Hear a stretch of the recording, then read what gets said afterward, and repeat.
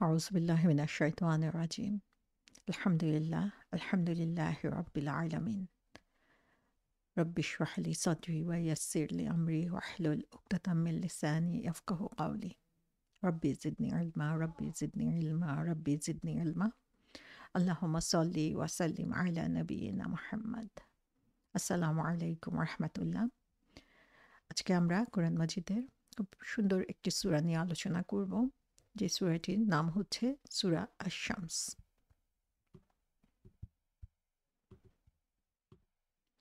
সূরা আশ-শামস কোরআন মাজিদের ৯১ নম্বর সূরা, অর্থাৎ এটা হচ্ছে ৩০ পারার একটি সূরা, একদম শেষের দিকে অবস্থিত কোরআন মাজিদের, এবং রিভিলেশনের দিক থেকে, নাজিলের দিক থেকে এটা ২৬ নম্বর সূরা বলা হয়ে থাকে ম্যাক্সিমাম তাফসীরকারকের মতামত অনুযায়ী।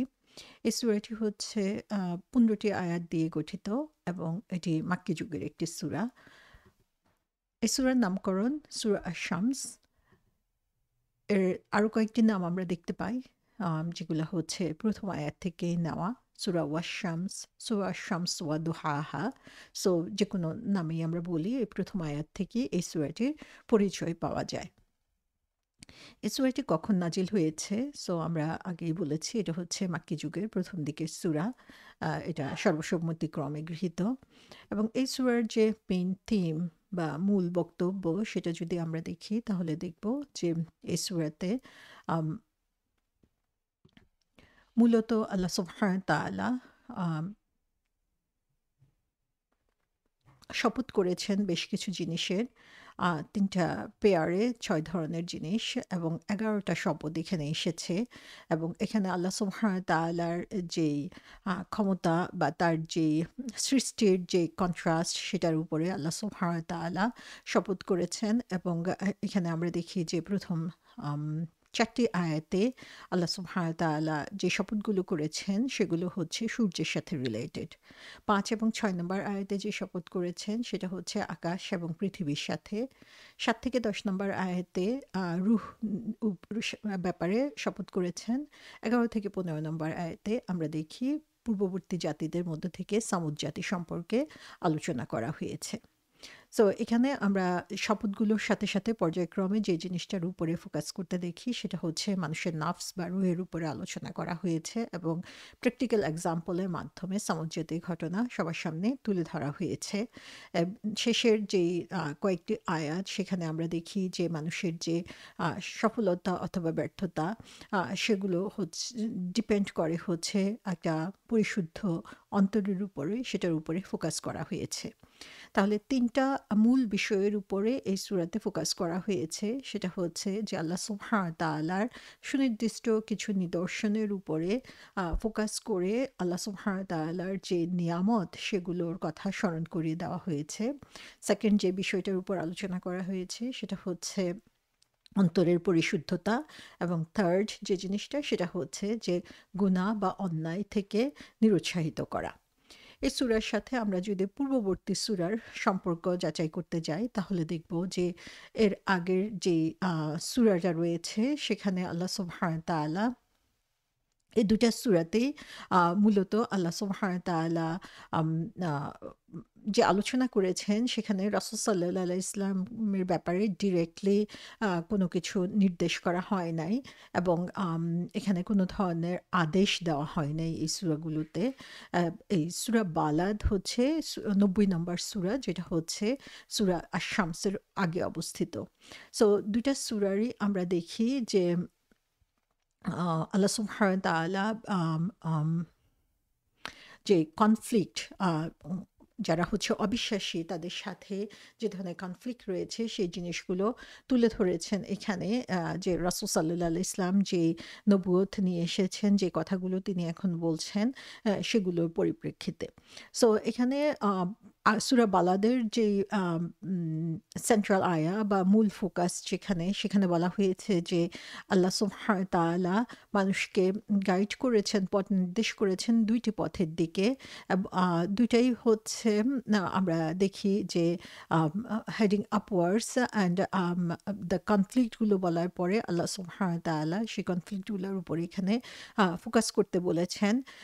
এবং সূরা শামসটাকে আমরা ধরে নিতে পারি যে সূরা আল বালাদের সেন্ট্রাল যে থিম, যে ২ টা পথের কথা এখানে বলা হয়েছে, সেই ২ টা পথের তাফসীর হিসেবে আল্লাহ সুবহানাহু ওয়া তাআলা এখানে ব্যাখ্যা করছেন এবং আমাদেরকে আ আ এখানে বুঝার সুযোগ দিচ্ছেন যে হিউম্যান সাইকোলজি এবং পার্সোনালিটি অনুযায়ী কি ধরনের ব্যবহার বা কি ধরনের ব্যবস্থা আমাদেরকে নিতে হবে।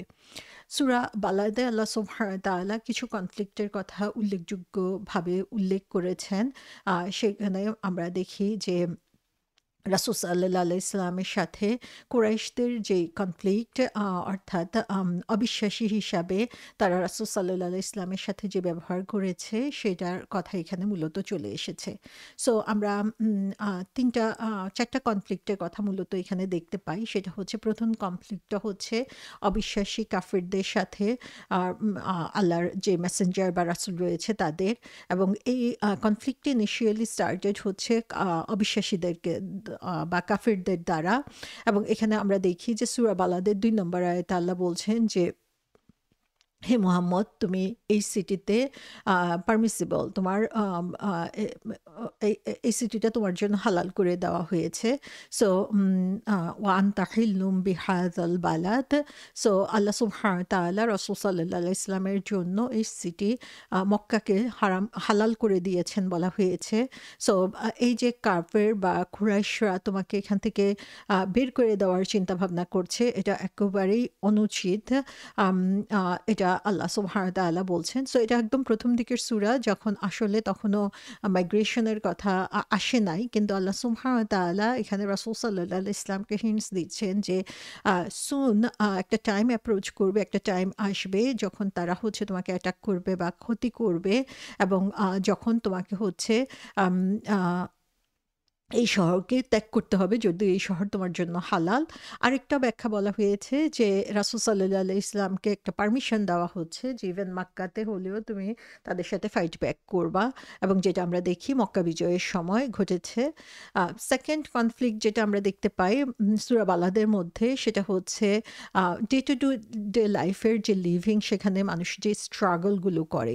সো এভরিডে লিভিংয়ে প্রত্যেক মানুষই হচ্ছে কিছু কষ্টের মধ্য দিয়ে যায় এবং কেউই এই কষ্ট থেকে বের হয়ে আসতে পারে না। এবং এই ব্যাপারে বলা হয়েছে সূরা বালাদের ৪ নম্বর আয়াতে, লাকাদ খালাকনাল ইনসানা ফি কাবাদ, যে আমি নিশ্চিতভাবে মানুষকে সৃষ্টি করেছি কষ্টের মধ্য দিয়ে।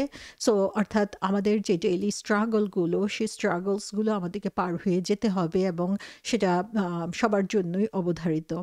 থার্ড কনফ্লিক্টের কথা বলা হয়েছে যে এই কনফ্লিক্টটা হচ্ছে একজন দাস এবং তার মালিকের মধ্যে। এবং এখানে আমরা দেখি ৭ নম্বর আয়াতে আল্লাহ সুবহানাহু ওয়া তাআলা বলেছেন সূরা বালাদের, আইয়াহসাবু আল্লাম ইয়ারাহু আহাদ, যেখানে অ্যারোগ্যান্ট কনফ্লিক্ট ম্যান যারা হচ্ছে আল্লাহ সুবহানাহু ওয়া তাআলার সাথে অন্যদেরকে শরিক করছে এবং মনে করে যে তার উপরে অন্য কারো অধিকার নাই বা কোনো ক্ষমতা নাই এবং কেউই তার কাজ দেখছে না। সো আল্লাহ এখানে বলছেন যে তারা কি মনে করে যে সে কি মনে করে যে কেউই তাকে দেখে না? সো এই যে মানুষ তার মালিককে অস্বীকার করছে, যিনি হচ্ছেন সার্বক্ষণিক তার উপরে, তাকে যেমন নিয়ামত দিচ্ছেন তার সাথে সাথে তার সমস্ত কাজ অবজার্ভ করছেন, সেটা মানুষ ভুলে যায়। ফোর্থ কনফ্লিক্টের কথা বলা হয়েছে, সেটা হচ্ছে যে তাদের মধ্যে যে সে ধরনের মানুষ যারা দুনিয়ার সাথে আসক্ত এবং সে ধরনের মানুষ যাদের হচ্ছে প্রয়োজন, the people in need. So এখানে ডিসবিলিভার বা অবিশ্বাসীদের সাথে সেই কনফ্লিক্টটা হাইলাইট করা হয়েছে, যারা হচ্ছে সঠিক পথ যেটা সেই সঠিক পথ চলার ব্যাপারে চলাটাকে তারা রিফিউজ করছে। এবং তারা আমরা দেখি যে তারা আম বিভিন্নভাবে আ সেই আল্লাহ সুবহানাহু ওয়া তাআলা নির্দেশিত পথ থেকে নিজেদেরকে দূরে সরিয়ে রাখছে। যেটা সূরা বালাদের ১১ থেকে ১৪ নম্বর আয়াতে বলা হয়েছে আম যে তারা হচ্ছে আ যে কঠিন obstacle বা চ্যালেঞ্জের মধ্য দিয়ে যাচ্ছে, আম আ সে সেগুলোর ব্যাপারে তারা ওভারলুক করে থাকে এবং আম আ আল্লাহ সুবহানাহু ওয়া তাআলা ওইখানে বলে দিচ্ছেন যে যারা হচ্ছে ইন নিড, যারা হচ্ছে অভাবী, তাদেরকে সাহায্য করাটা যে কত গুরুত্বপূর্ণ সেটাও এখানে তিনি উল্লেখ করছেন যে দুনিয়া আসক্ত না থেকে যে অন্যদেরকে সহযোগিতার জন্য এগিয়ে আসাটা কত গুরুত্বপূর্ণ। সো আল্লাহ সুবহানাহু ওয়া তাআলা সূরা বালাদের ২ টা পথের কথা বলেছেন এবং একটা হচ্ছে ভালো আরেকটা হচ্ছে খারাপ পথ। আল্লাহ ২ টা পথই তার জন্য রেখেছেন। তার মানে হচ্ছে যে যেই পথে চলতে চায় আল্লাহ সেই পথটা তার জন্য সহজ করে দিবেন। সো সূরা শামস এবং সূরা বালাদের মধ্যে আমরা যে সম্পর্কটা দেখতে পাচ্ছি এখানে যে আলাম নাজআল লাহু আইনাইন, লিসানা ওয়া শিফাতাইন, এবং তার আগে আল্লাহ বলছেন যে তার জন্য নাজাদাইন ২ টা পাথের কথা বলা হয়েছে। সেই ২ পথ ২ টা পথ বলতে যে পথগুলোর কথা বলা হয়েছে সেইটা সূরা শামসে আল্লাহ সুবহানাহু ওয়া তাআলা ব্যাখ্যা করছেন এবং আম ২ পথের মানুষের তাদের যে সাইকোলজিক্যাল ডিফারেন্স সেটাও আল্লাহ সুবহানাহু ওয়া তাআলা এই সূরাতে উল্লেখ করছেন। তো সূরা বালাদের যে ২ টা পথের কথা উল্লেখ করা হয়েছে সেই ২ টা পথ এবং ২ টা পথের অনুসারী যারা তাদের ব্যাপারে আলোকপাত করা হয়েছে সূরা শামসে। আর পরবর্তী যে সূরা শামসের পরে এসেছে সূরা লাইল। এর সাথে আমরা দেখি যে কিছুটা মিল রয়েছে এখানে। যেমন সূরা শামসে আল্লাহ সুবহানাহু ওয়া তাআলা শুরু করেছেন সূর্যের কসম করে এবং শেষ করেছেন হচ্ছে একটা জাতির বর্ণনা দিয়ে। সামুদ জাতির কথা এখানে উল্লেখ করা হয়েছে যে জাতিটা হচ্ছে ধ্বংসপ্রাপ্ত। সূরা লাইলে আমরা দেখি যে এটা শুরু করা হয়েছে ডার্কনেস দিয়ে, অন্ধকারের কথা বলে, এবং সেটা শেষ করা হয়েছে একজন মানুষের কথা বলে। আমরা সূরা লাইলে দেখি আবু বকর রাদিয়াল্লাহু আনহু নাম উল্লেখ না করে তার ব্যাপারে বলা হয়েছে। সো এখানে আমরা দেখি যে কন্ট্রাস্টটা দেখা যাচ্ছে সেটা হচ্ছে সূরা শামসে পুরো একটা নেশনের কথা বলা হয়েছে যারা হচ্ছে পথভ্রষ্ট হয়েছে। সূরা লাইলে যিনি হচ্ছেন রাইটিয়াস সে একজন লোকের কথা বলা হয়েছে। সো আমরা যদি দেখি যে খারাপ লোকের কম্প্যারিজনে ভালো লোকের সংখ্যা খুবই কম। কিন্তু তারাই হচ্ছে অন্ধকারকে দূর করে আলো নিয়ে আসে। সো এই ২ টা সূরার মধ্যে আমরা এই তুলনামূলক আলোচনা দেখতে পাচ্ছি।